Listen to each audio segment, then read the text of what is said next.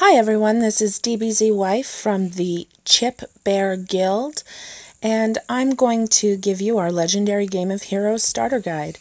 At the very top of your screen, you're going to see from left to right your rank, gold, gems, stamina, and VIP level if you have one. When you go to your rank and then you hit it, this is going to be your profile page. This is what everybody sees. Click the little box with a pencil. You will be able to change your information, including whether or not you accept guild invites. At the bottom, you'll notice that there are 5 different sections. You're going to have your store, your cards, play, your guild, and your inbox. So first thing we're going to go through here is your store. Your store, you'll notice at the top, you can scroll through by swiping from the right hand of the screen to the left.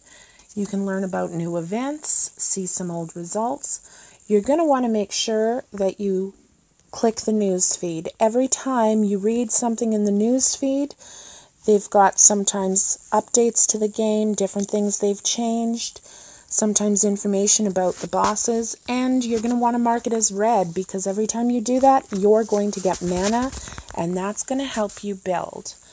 Now, aside from the news feed up top, some other important features of the store is your ability to view your decks readily, and also the card packs. Most of these card packs are related to certain events like Slayer events, Commander events, and sometimes there's PvP. You can also get good catalysts from a lot of these packs during events. Now, for those of you who aren't wanting to spend a lot of gems in the beginning, you're going to want to earn honor. Your honor points will be given to you when your friends take your heroes out on a mission or send them into a quest. And we'll go into that a bit later, but that honor can be used here in the pack store, and you can get guild gift packs and honor XP packs. A lot of them offer quite a bit of stuff. The best value is probably going to be the larger guild gift pack. So you'll have to save up. For every friend you add, I believe you get about 100 honor. So as you're starting out, you'll definitely want to add friends during the events.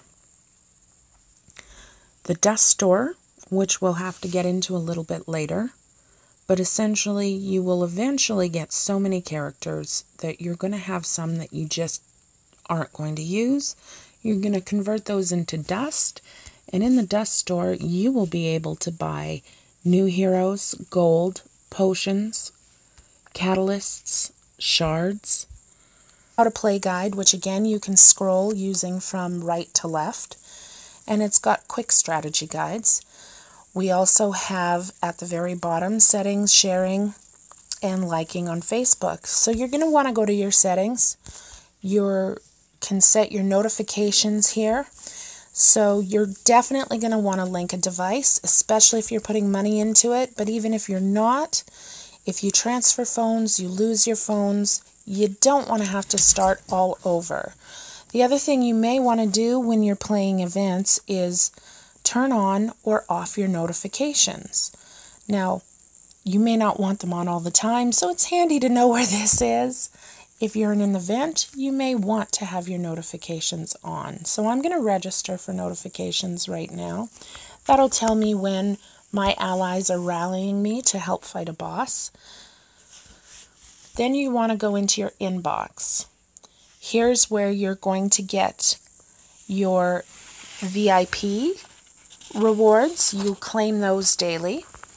You're also going to receive your honor from allies and friends. So I've received some honor today from my friend Wookie, who I love, because he is doing awesome and he helps out a lot with our guild. And on the top, right beside messages, if you click on the gray friends, it's going to highlight. And this is where you can search for people that are your friends who've joined you playing Legendary, or you can make new friends. Filter your friends by using this filter button.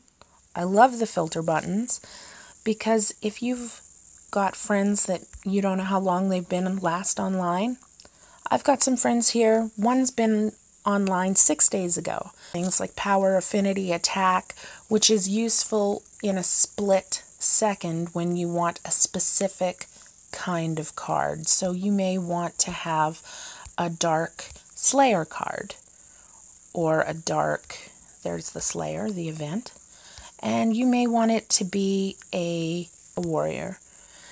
And all your friends with those attributes will come up. Now we're going to go on to your cards. You're going to be setting up several different types of decks.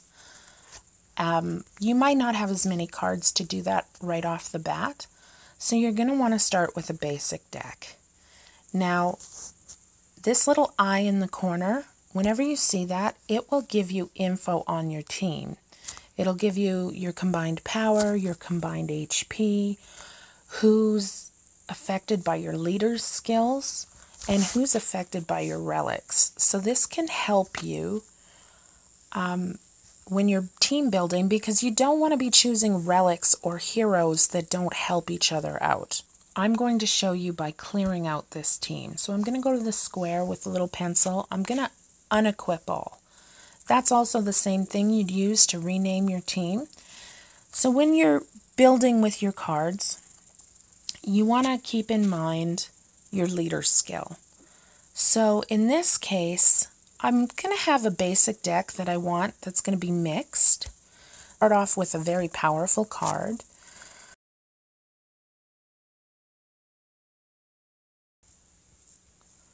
She's an attacker, she's Fable. The more hearts on the board, the harder she hits, which is really nice. She's also a Slayer. She does Spirit Heroes. So she gives 300% recovery for all Spirit Heroes. If you're just starting out, recovery is a good thing, but you're definitely going to want to focus on a team that has some attack and some HP.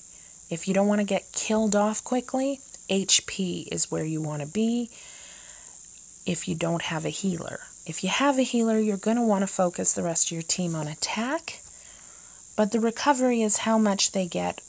They match heart gems. Now, there's other stats on the back. When you select the cards, you can tap on them to go back and forth. So I'm going to select her.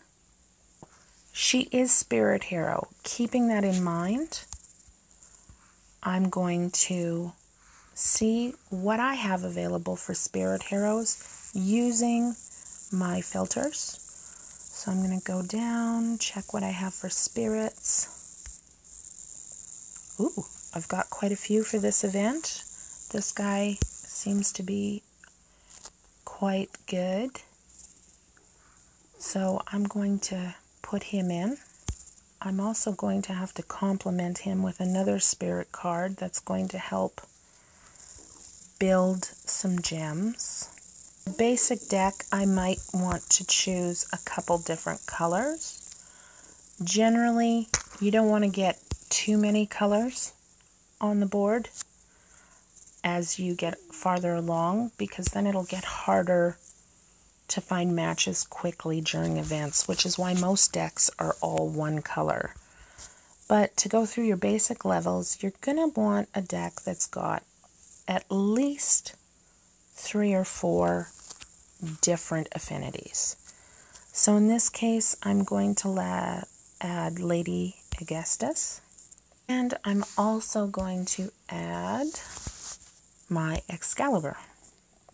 Now I do keep extra cards around of ones that are particularly good so that we can awaken them later on. We have spirits, so we're going to want to target spirits. So I have 2 relics that will target spirit intensity. They should help build up some spirit intensity and have some benefit from the relics. And I don't have a lot of spirit relics, so I'm going to add a general relic that targets all. Some of them are for guild versus guild or PvP. Those ones will be X'd out. You won't be able to select them for these types of things. So I'm going to choose the saber here to up my attack levels. You'll get 1 or 2 in the beginning and slowly be able to build up to a multiple amount. As you're able to get more relics, you're going to want to take into consideration their effect on increasing attack power, creating gems, maybe increasing your health or defenses in some way. And later on, for some events, you may have scrolls. So now I've got a powerful beginning team, and you're going to want to use potions to up the levels of these. So you'll go to power up, you'll select a potion, and you'll use your gold to power that card up. Now, if you're a VIP member at certain levels, you get to draw again for free, which can be handy. It often increases the amount of bonus that you'll get on a power up.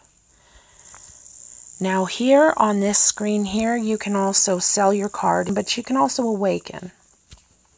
So as you can see, it costs 24 just for the first. Each additional one will cost even more. Now in order to awaken this card, I could use a wisp, but I'm going to save that wisp for something else, something that I don't have a multiple card of.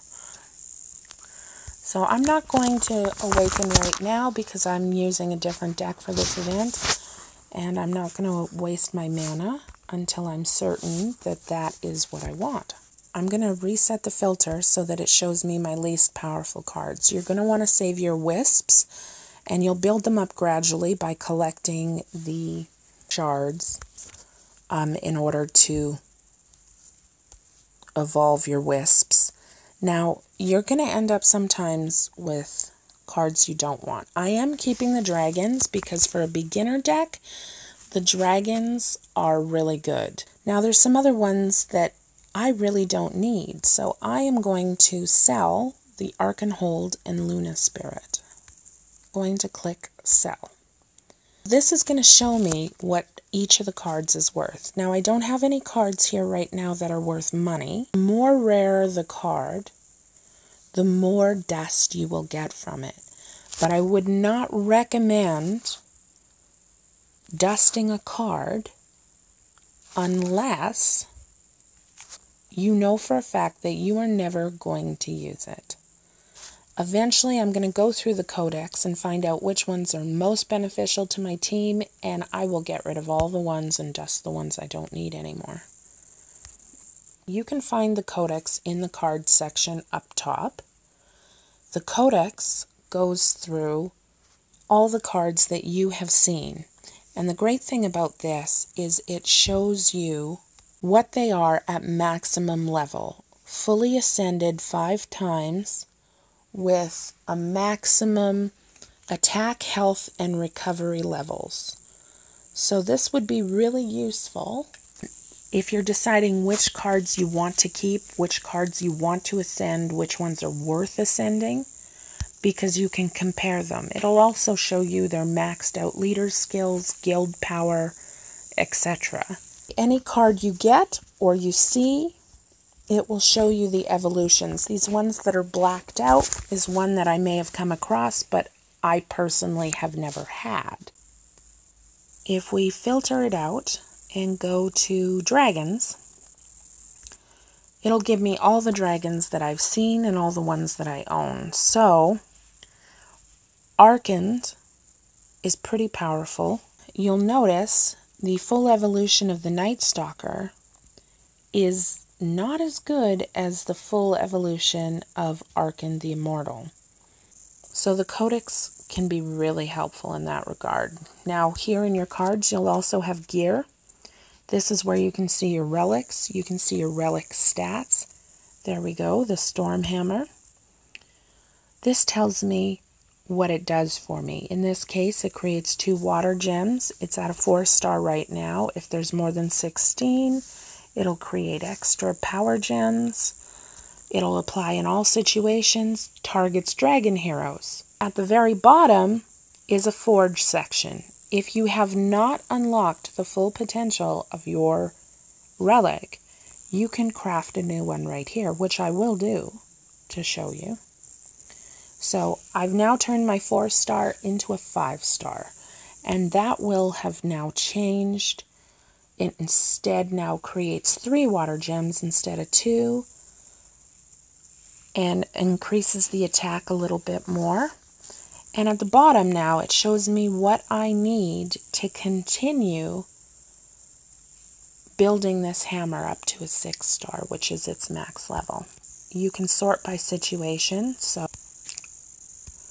now here is your inventory. Your inventory will tell you what kind of loot you have. Dungeon tickets, skill stones, loyalty coins, dust, mana, what catalysts you have, so the core shards, how many cores, how many essences, and of course some of your catalysts. These catalysts will be used to evolve your heroes. So in this case, I'm going to take my Dharma, and you'll notice that there's a little red tag there. That tells me I have the right material to evolve him.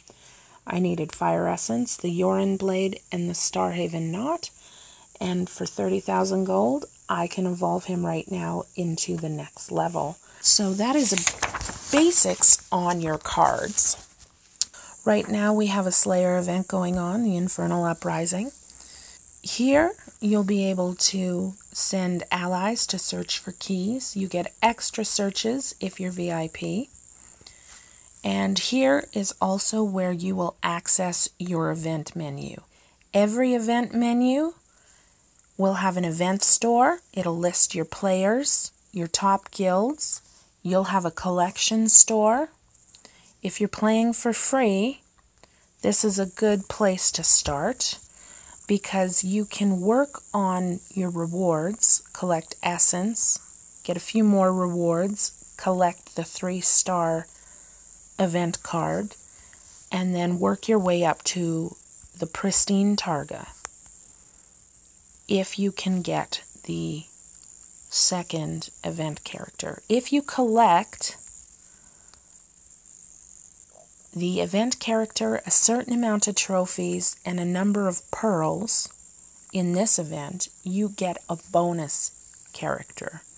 In this case, the bonus character I got happened to be the Ship's Blight. Now, if you get lucky with the packs and you collect all of these characters and get them to a 5-star, you get a special ultra rare 13 times hero.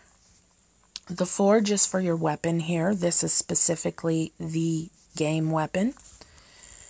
Alright, you can also access your blade materials box here. I've already cashed all mine in for right now. Then you also have the Inferno store. Every time you claim a reward, you will get various things just for participating. So even if you don't have the keys or you don't have the means to really compete in an event, you're still going to want to participate as much as you can to get some extra stuff. Infernos, you get these little Inferno prizes, and after you've got X amount of them, you can use them and cash them in for shards, orbs of XP, tiers, even a Slayer, or loyalty coins. Now your event store's super important. Event coins can be used to buy more keys in the event store, but more importantly, you can get materials to build the event characters, such as the Pearl Box, or blade materials to build your weapon for the event, if you've invested in those packs. If you haven't, you can still collect those materials, and one day, if you do get it, you'll at least have some materials for it already. And they also give gifts that you can give to your guildmates. Gifting your guildmates is awesome because you can help each other build.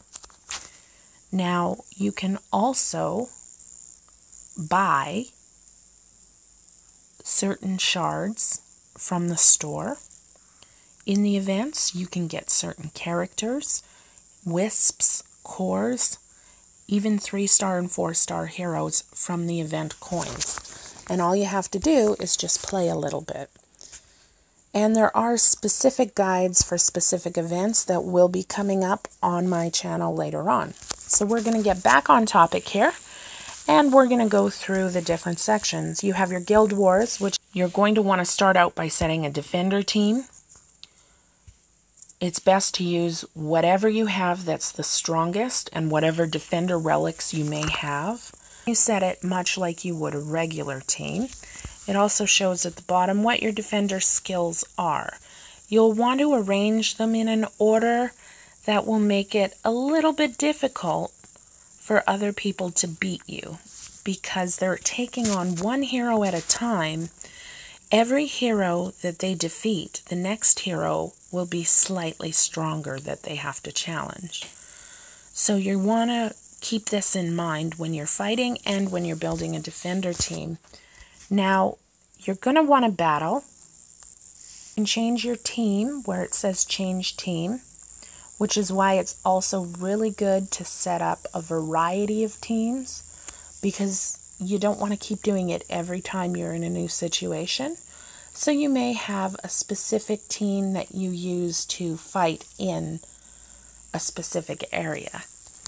So you would select your opponent and you would go through and battle them one by one. At the very bottom, you can see the battle reports, who's fought who's earned kills. And that's kind of handy to know. Maybe you want to revenge. This person here has killed 10. So this person is somebody that I definitely want to take out. So when I match up, it shows me their team and their power versus mine. It also shows team intel. If you click up at the top right-hand corner, it'll give you your team stats, your leader skills, but it also will give you your enemy's skills and tell you which heroes you have that will beat your enemy's skills. So in this case, I don't have a hero that will counter Masumi or the Dawnroot Acolyte or the Shadowlight Elite. But given the power difference, I possibly would still be able to defeat this matchup.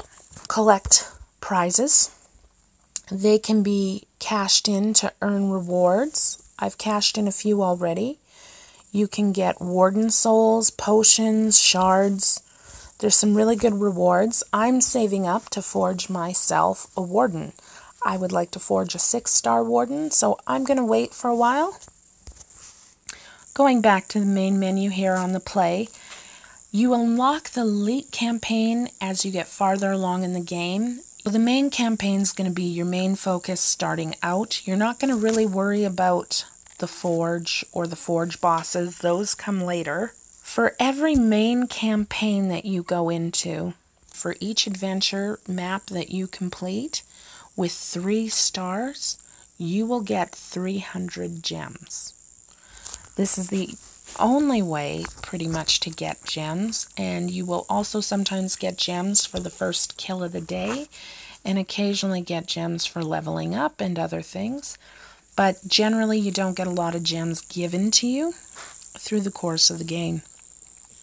Now the Forge, there's 2 types of Forge. You've got Legend and Legend Relic. Once you get to a higher level, you'll begin to gather soul stones. Sometimes you get them from events, sometimes you get them in packs. And these soul stones can be used to forge a legendary hero. And they have a Legend Relic. That's where you can forge the legendary relics of Almar, Ray, and Kita. And you'll need certain equipment to do those. The Forge boss is something that you'll get into at a much higher level. These are extreme legendary bosses. They're very difficult. However, you will get very powerful Warden cards for each one. So Sphinx, you get the Sphinx card, but you only get 1 card. You can't do it multiple times and get multiple cards. Next, you get the Gear Dungeon. You can tap at the top here to see the store schedule. That tells you which days of the week, which materials are available in the gear dungeon to purchase with your gear coins. I always go to the highest level. That'll get me the most coins. Because I'm VIP, I have some gear tickets, so I'm going to use one right now just to save us some time. But generally, you're going to want to take an ally with you. You're going to earn XP through the dungeons, and you're going to earn different things to help you craft more items. Now, the gear dungeon, it's all items to help you craft your gear. In the light dungeons, Trials and Temple of Gold also have a store. Now, this dungeon changes daily. You collect dungeon coins, much in the same way.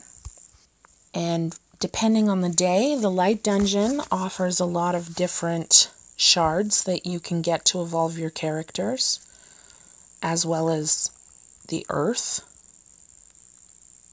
fire, basically one for every affinity. So you're going to want to definitely check those out. Maybe write down the things you need for the characters you really want to evolve. Light Trials will unlock at either level 75 or level 80. And the Light Trials will give you yet again another trial store. And the new trials and new dungeons reset every day. And you can get potions, gold, and some catalyst shards from the trial store. So you'll want to level up to level 80 as quickly as you can just to unlock those extra bonuses. Temple of Gold costs stamina instead of keys like the other temples. And this is where you can get a lot of gold. Another great way to build up gold if you need it to evolve your characters is taking part in events. Also a great way to level up. Now, Path of Champions, you can only get these rewards if you have a Path of Champions keys, which you only can obtain through PvP for right now. There's different missions based on different affinities, and you're guaranteed for each mission 4 out of the following rewards. You'll also get an affinity award. So depending on the affinity you choose. Now, the next thing you're going to want to do is resource gathering. So you can scavenge, craft potions, bounty hunt, or recruit heroes. So I had sent some friends out last night to collect some rewards. Now your scavenger hunt, I'm going to send someone out right now. My friend Booth needs some honor, so it costs 180 gold to send him out. Crafting potions will bring you back stamina, and you will give your allies honor points for sending them out. So I'll send someone else out right now, and that will cost me 725 gold. Now with Bounty Hunter, just gold. So I'll send out Deer. That's going to cost me some stamina. 15 stamina. It's only a 15-minute mission, but it's a good way to get gold every 15 minutes if you've got the time. And I sent someone else last night, and they recruited a bunch of heroes. Thank you, Fern Guards. The next part of your menu is your guild. Once you join a guild, you're going to have your guild chat, and you can send gifts to your guild through gift. So a great way to help out your guild mates is to send gifts, and they'll send gifts back to you. You want to take into consideration the affinity that you're fighting. So I'm going to take with me Talon. I'm going to use the basic team that we set up not long ago. You need cards that'll complement your leader's skills, select relics that'll complement your leader's skills and your teammates, and you're also going to want to set up a multitude of different teams. When you're battling in the main campaign or the elite campaign, you have a lot of time to plan out your moves. However, When you're battling in an event, you often have to plan your moves while the screen is still dark and move very quickly. So in this case, we're going to power up some of our blue. I often switch a gem that isn't matched up in order to make everything go faster. So I've got quite a bit of hearts on the board, so I'm going to start powering up Venya.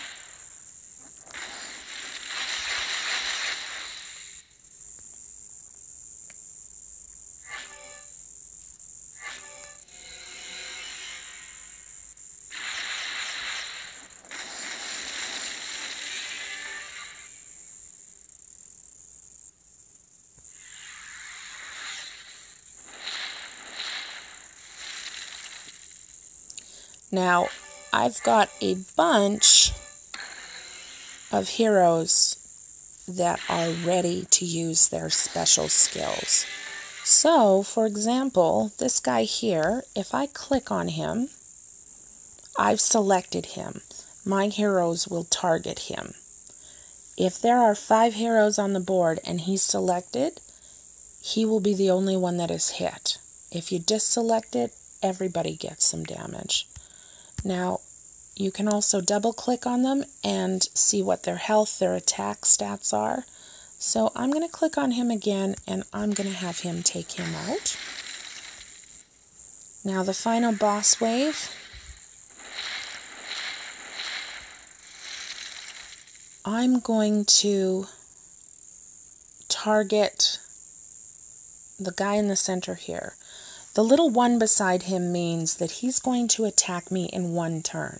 So the moment I attack, he's going to attack back. The one that says 2 means that he's going to attack me in 2 turns. So I will attack, his counter will move down to 1, and he will attack me my next turn. So in this case, I'm going to use Venya's skill, and lucky me, she took out both of them. I'm going to power up my other skills here, and let's see what we can get.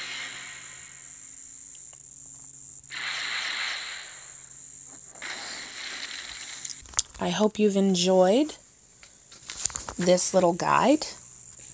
Make sure that you find yourselves a guild that will help you, and hopefully you'll enjoy playing the game as much as most of us do. I'm going to thank my guildmate and move on. We're finished with the overview. If there's anything that I missed or you would like to see videos on something specific, you can comment below or you can join me in our guild, Chip Bear.